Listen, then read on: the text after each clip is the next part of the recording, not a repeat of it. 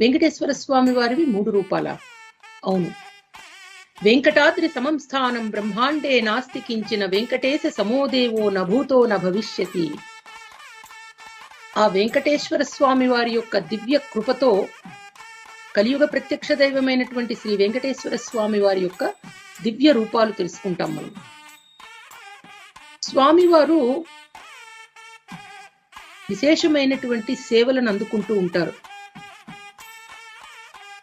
భగవద్ అనుగ్రహంతో శ్రీమద్ రామానుజాచార్యుల వారు సోమవారం నాడు విశేష పూజ, మంగళవారం నాడు అష్టదళ పాద పద్మారాధన, బుధవారం నాడు సహస్ర కలశాభిషేకం, గురువారం నాడు తిరుప్పావడా సేవ, శుక్రవారం నాడు అభిషేక సేవ, ఈ విధంగా సేవలు నిర్ణయించబడ్డాయి.